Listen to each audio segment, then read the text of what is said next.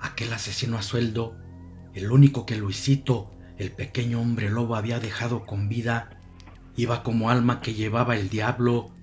En su loca carrera caía y se levantaba. Ya ni los golpes le dolían. La locura prematura que su mente le causaba por lo que había vivido era tal que en ocasiones reía y otras lloraba o gritaba, desvariando aterrado. Ni porque estaba acostumbrado a las emociones fuertes, su cabeza pudo resistir lo que acababa de presenciar esa noche, y así sin detenerse, llegó corriendo a los basureros.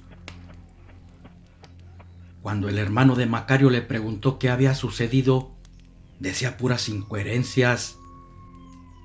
¡El lobo! ¡El lobo! ¡Los mató! ¡Los mató! Armas no sirven, balas no matan bestia. Después cayó sin sentido.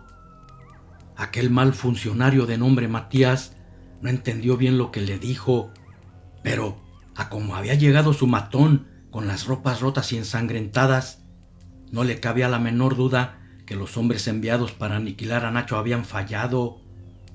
También se dio cuenta que era verdad lo del hombre lobo, porque un ser normal no hubiese podido acabar con 3 hombres bien armados, ni con los 2 enormes perros que estaban entrenados para matar. Las cosas daban otro giro, porque si con balas no moría un licántropo, debía encontrar la manera de cómo eliminarlo si quería llevar a cabo su venganza, o la muerte de su hermano Macario quedaría impune. Regresando al bosque donde se encontraban Nacho y Luisito, después de haber terminado con sus enemigos, transformado en licán, continuaron su camino, dejando inertes los cuerpos de perros y hombres. Los animales carroñeros darían cuenta de ellos. No se merecían otra cosa. Sabía que enviarían más gente para matarlos, por eso se internaron más en la sierra.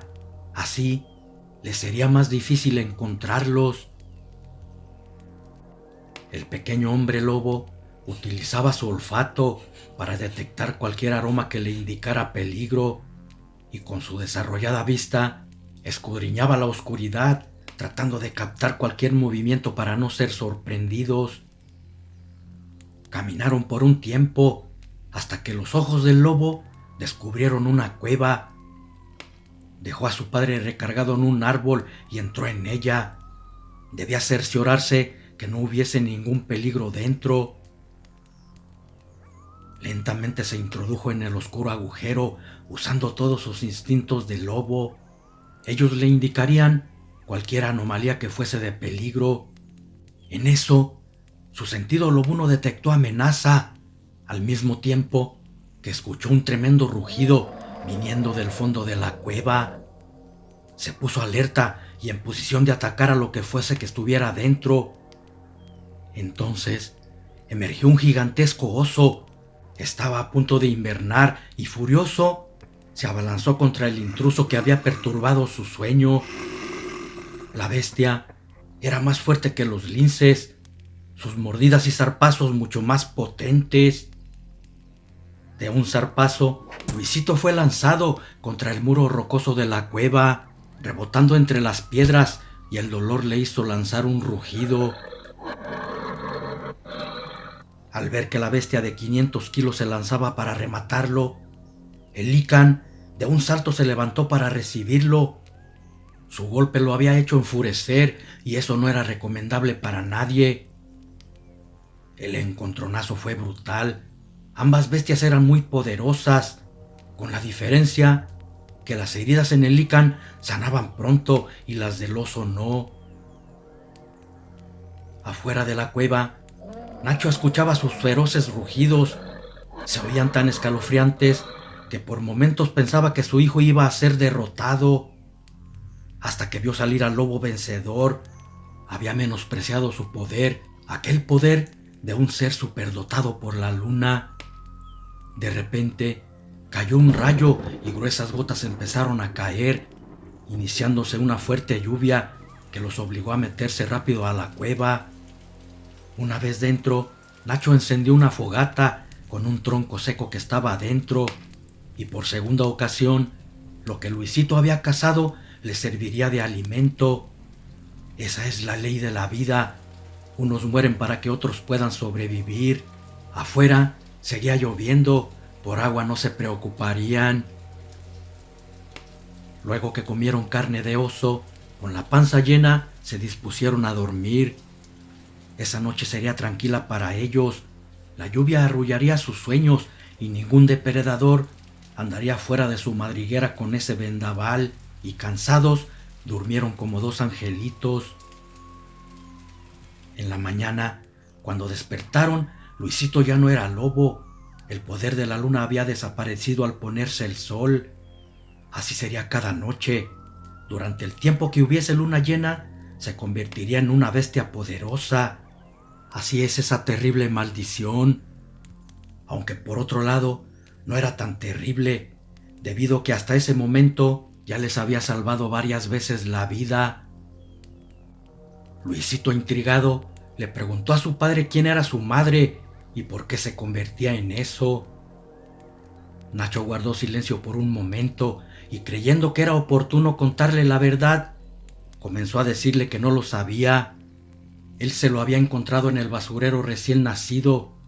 Sus padres lo habían abandonado en ese lugar, tal vez por la misma maldición que cargaba en su ser. Por lo tanto, él no era su verdadero padre.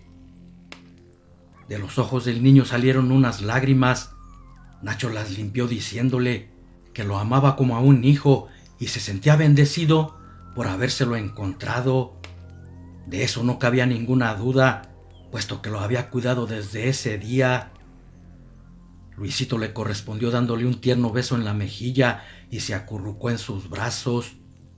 Aunque era 100 veces más poderoso que Nacho, se sentía protegido por él. Después de comer un poco más de carne del oso, siguieron su camino. No sabían en dónde se encontraban, pero lo que deseaban era alejarse lo más que se pudiera de donde venían huyendo. No traían la misma sangre en sus venas, sin embargo, se amaban como padre e hijo. Eran 10 años de estar juntos. Tantas aventuras y tantos peligros los habían unido más y solo contaban uno con el otro. Tomaron una ruta por el borde de un barranco en la que poco se podía caminar. La zona era muy boscosa por estar rodeada de montañas entre tupidos pinos, agregándole lo resbaloso del camino por la tormenta que había caído esa noche. De pronto, al ir caminando, Nacho resbaló peligrosamente hacia un acantilado. Luisito, que iba a un lado, le tiró un manotazo tratando de detener su caída al barranco. Lamentablemente falló y cayó por la pendiente. No obstante, para fortuna de Nacho, había un árbol saliente entre una roca y el desfiladero, donde Nacho quedó colgando agarrado de una rama, lo que quería decir que el peligro aún no había pasado. Era cuestión de tiempo para que pudiera sostenerse y caer entre las rocas, las cuales destrozarían su cuerpo. Luisito soltó lo que traía y, al asomarse al barranco, se dio cuenta de la magnitud del peligro. Solo un vertiginoso salto podría salvarlo, pero no podía convertirse en lobo. Sin el poder de la luna no era posible hacerlo. Su desesperación y la impotencia invadieron su cuerpo. Se aterraba de solo pensar que estaba por perder a su padre. Un grito escalofriante desgarró su garganta y empezó a suceder algo prodigioso. De su rostro brotaron unas fauces de lobo. Sus pies y manos se hicieron garras. La desesperación de ver a su padre al borde de la muerte le habían provocado una transformación, aún sin haber luna llena. Cuando culminaron sus cambios, Nacho casi perdía el sentido por el esfuerzo que estaba haciendo, y en ese momento sus manos soltaron la rama de la que se estaba sosteniendo. Sin embargo, el pequeño Lican ya había saltado y alcanzó a tomarlo, evitando que su padre tuviese una brutal muerte.